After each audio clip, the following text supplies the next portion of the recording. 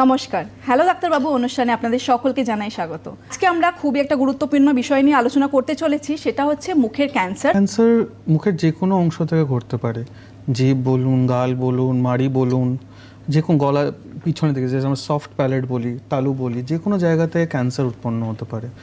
So ক্যান্সারের কোনো specific location সেইভাবে নেই। কজটা যেটা আপনি একটু আগে বললেন, টোব্যাকো আছে, আপনার বিটেল নাট আছে, পান গুটকা খাওয়া, তারপরে অ্যালকোহল, এগুলো সব কজেসগুলো আছে যার জন্য ক্যান্সার ডেভেলপ করে।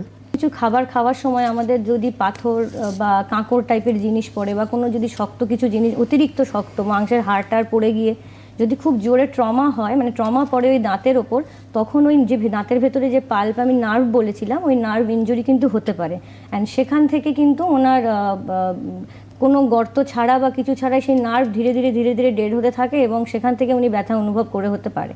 তো এক্ষেত্রে আমার থাকবে যে একটা এক্সরে করে নেওয়া হয় এবং দেখা যায় যে ভেতরে কোনো ইনফেকশন তৈরি হয়েছে কিনা। যদি দেখা যায়, দেখাতে পারি, একটা WHO-তে একটা স্টাডি হয়েছিল 2022 সালে।